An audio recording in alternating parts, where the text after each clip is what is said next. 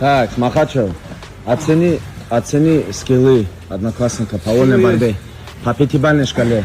Скиллы 4,5 по 5-бальной. По 5-бальной 4,5 даешь? Много вот таких. Скиллы, брат. Скиллы. Это все он умеет делать, надолго не хватает. Не хватает, да, пока? Но мы идем к этому. Да. Скоро будут большие новости, да? Сюда смотри. По вольной у него будет скоро выступление, брат, если что. Вчера он борцов пошел еще. Ага, аккуратно, покажи еще раз. Скорость. Раз. Хорошо. Бакову хорош. Шевесемовская, да, мань? Алакар, Шевесемовская.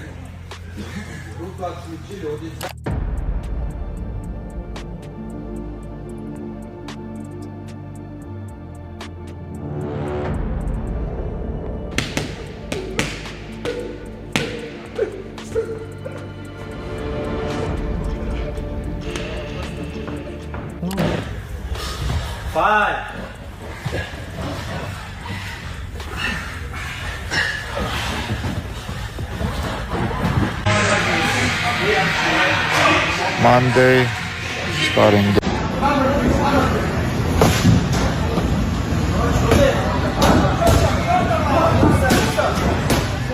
Being held down for 25 minutes and just having a boring fight. He's a phenomenal wrestler, a phenomenal grappler.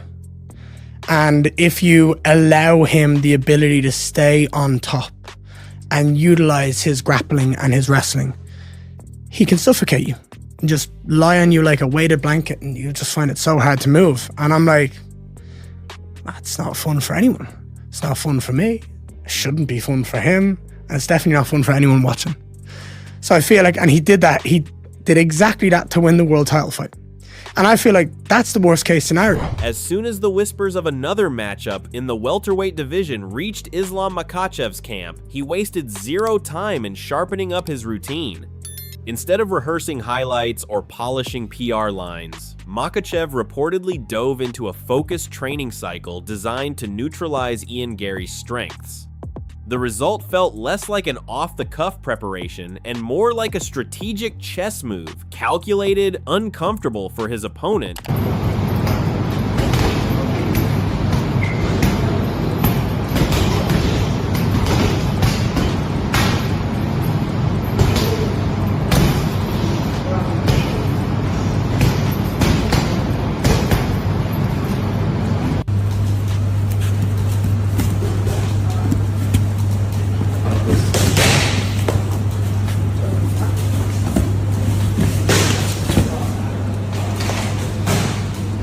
The best fighter in the world has an insane wrist strengthening routine.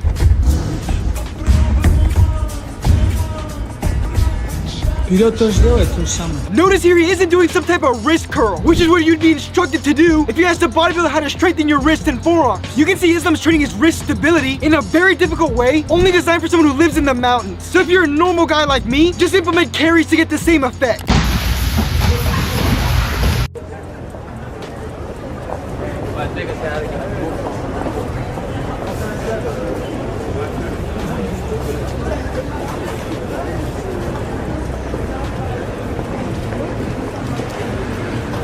In the fight game, when you're the champion, this happens. Even if you're not the champion, it happens. So you have to be ready for everybody. So, Islam is well-rounded. So for me, it doesn't matter who the opponent, because he's the champion. He should be ready for anybody the UFC puts in front of him and accept all challengers. First fight, it was very good, very competitive fight. But we know, and they team know, we win. Unanimous decision. It was not even split decision. It was unanimous decision. Yes, Volk was looking good on that fight, but he lose, and he knows, his team know, and all world know he lose. Okay, they wanna bring him again. Okay, bring. We're here. And built to turn Garry's best tools into problems he'd rather not face. Every aspect of his training seems to be chosen with one goal in mind: to dismantle Garry's game plan. From adjustments in striking range and wrestling emphasis to the specific conditioning drills and sparring templates that define this camp, Makhachev's camp is standing on the core pillars of his preparation, with each piece fitting into a strategy built to control distance, dictate tempo, and turn Garry's strengths into liabilities.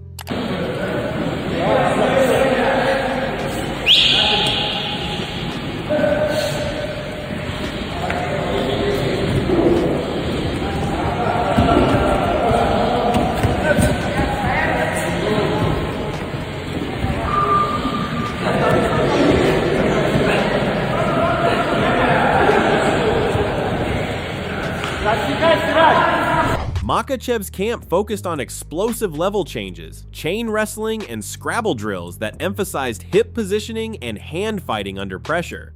Sessions focused on heavy pressure-driven grapplers to faster elusive opponents so Islam could practice both imposing top control and hunting reactive entries. Coaches layered resistance bands and tempo variations to simulate a fighting body's fatigue, forcing entries to be tight and finishes to rely on technique, not strength. The wrestling work wasn't just about getting opponents down, it was about weaving takedowns into the rhythm of his striking, so every level change felt like the next logical move. Я начал этим заниматься, попал, наверное, большую роль, что сыграл, попал в хорошую команду в нужное время. Вот у меня было тогда такое время, когда я менял разные виды спорта от одного к другому, переезд там с Махачкалы, я переехал там в пригород. И такой момент был, не мог себя найти, честно сказать. И вот попал в команду нашему тренеру покойному Думанабу. И сразу вот общение в команде, вы, наверное, до сих пор видите, как мы друг с другом общаемся, как мы друг друга поддерживаем. И вот тогда же я уже почувствовал, что это мое, что мне комфортно находиться в этом зале, что мне приятно вообще проводить время с этими пацанами.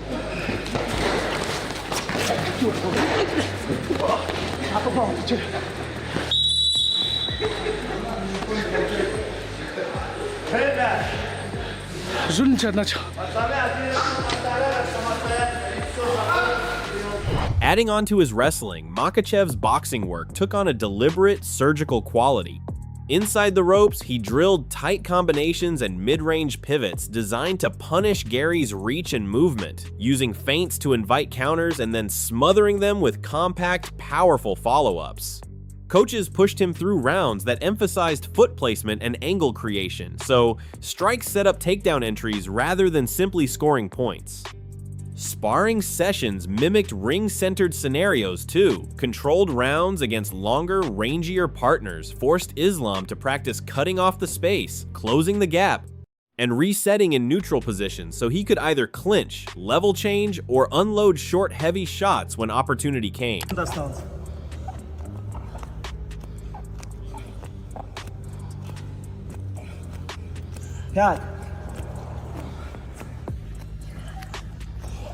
Легли на спину.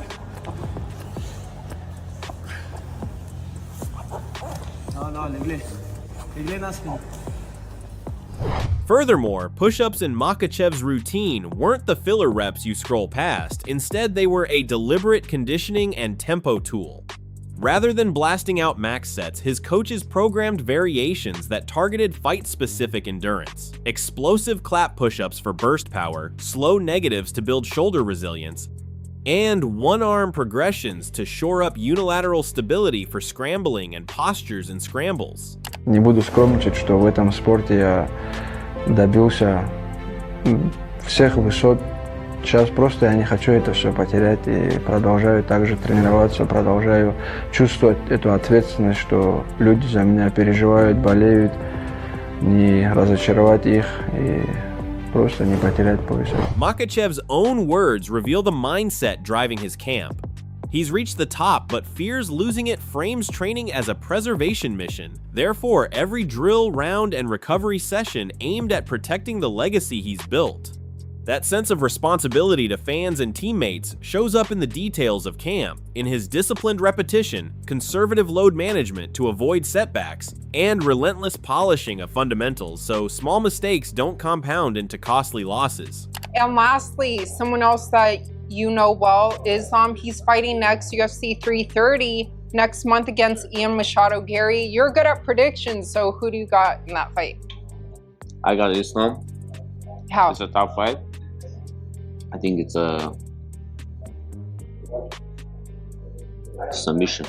Submission. But I gotta rewatch Ian Garry's fight because I don't know him very well. People saying like he has a good takedown defense. Yeah. Yeah, so we'll rewatch and come back to that. So because I know everything in my division. Yeah. But I don't know a lot of people in 170, so I cannot say. But like Islam right now, he's the best. So it's a little bit hard to beat him. Arman Sarukian's takes comes through confident and candid. He names Islam the favorite, leans toward a submission finish, and admits he needs to rewatch Ian Garry to tighten up his read on the challenger. His tone of part admiration, part practical humility underscores how respected Makhachev is inside the division and how unfamiliar some fighters still are with Garry's full repertoire. That respect explains why Makhachev's camp reads like a methodical answer to those exact concerns. While Sarukian trusts Islam's all-around supremacy, the team has been sharpening the specific tools that turn perceived unknowns into solvable problems. Speaking of you being the former interim welterweight champion of the UFC, next UFC card, they have Islam Makhachev versus Ian Machado. Garry, who do you favor in that? I favor Makhachev for sure. I think he's just going to take him down and dictate his pace and put the fight where he wants to fight. He's too strong for that little twig, that little cuck that sits in the corner and watches his wife get dogged out by the nutritionist. So, I got Islam. Islam ain't doing that cuck shit. Colby Covington's take is blunt and unapologetic, picking Makhachev outright. A dominant wrestling display that will let Islam control tempo and grind the fight into his favor. His delivery mixes trash talk with tactical certainty, dismissing Garry's strength and athleticism while stressing Makhachev's ability to take the fight where he wants it. Beneath the bravado is a clear scouting point that aligns with camp priorities, which is to neutralize distance, force time on the mat, and sap an opponent's will with pressure. Hey, by the way, before I wrap it up, just back to the UFC for a second. In your old division, or in your division of welterweight, Islam Makhachev takes on Ian Garry, right? I just want to know, from your perspective, do you think Ian Garry's got a shot here to win the belt? Yeah, definitely. He has a shot for sure. Even though he's a cuck and he sits in the corner of the room and watches his wife get dogged out by the nutritionist, he still has a shot. There's no doubt about it. He's a long, lanky fighter.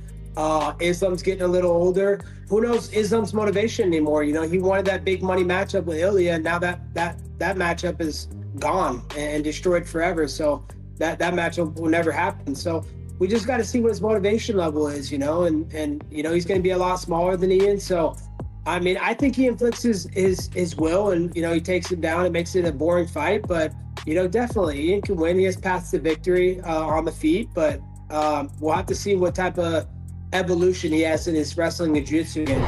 However, Colby also admits that Garry isn't a paper chance. He has a real shot if the pieces fall just right, but still, Colby layers that possibility with doubt. Covington frames the most likely path for Garry as keeping it upright and using range to score, while warning that if Makhachev imposes his takedowns and pace, the fight will crater into a grind. That balanced but skeptical take maps directly onto Makhachev's camp priorities, push the fight into wrestling sequences, sharpen submission transitions, and condition for stubborn control, checking off all the things that would neutralize the exact paths Colby concedes might lead to an upset. Big John McCarthy leads with clear fight referee logic. He sees Makhachev operating from awkward dimensions, but turning that into an advantage through body locks and controlled dumps that neutralize range. Garry needs the feet and space to win, and every time he trades that for a scramble, he drifts into Makhachev's world. That assessment dovetails with what we've seen in camp, so the training narrative matches the referee's blueprint for how the fight is most likely to unfold. Cain Velasquez is concise and reverent in his praise, labeling Makhachev as a special athlete who has reached the sports summit and repeatedly wins in dominant fashion. Coming from a former heavyweight champ known for elite wrestling and pressure, it underlines how complete Makhachev's skill set looks to other top fighters. Velasquez's comment highlights the same pillars seen in camp footage. It's the kind of external validation that matches what Makhachev's team has been building in training, a rounded, championship-ready approach aimed at leaving no obvious path for an opponent to exploit. Khabib Nurmagomedov's assessment is pragmatic and tactical. Garry's length, movement, and long-range striking create a unique mismatch that will force Islam to play an aggressive, distance-closing game. Calling out Garry's height and cardio frames the fight as one of pursuit, chasing, clinching, and repeatedly securing takedowns rather than trading comfortably at range. Makhachev's opponent has a bold narrative to offer for himself, casting himself as Ireland's next lightning strike in the mold of McGregor's upset. Now that's equal parts bravado and motivation. By likening his shot at Makhachev to McGregor's against a decade-untouched champion, Garry frames the fight as a historic possibility rather than a long shot, betting on power, timing, and a punch-perfect moment to flip expectations. That storyline forces a specific response from Makhachev's camp, which is to treat the bout like a high-stakes trap rather than a routine defense. When the lights go up at UFC 330, the story will be told by the work Makhachev put into his camp. Every takedown chain, ring-centered boxing round, and conditioning block he logged will either confirm the blueprint his team scripted or expose a rare crack. That's the margin this fight comes down to. In short, this isn't just about styles matching up on paper. It's about which version of Islam shows up, the polished product his camp has forged, or anything less.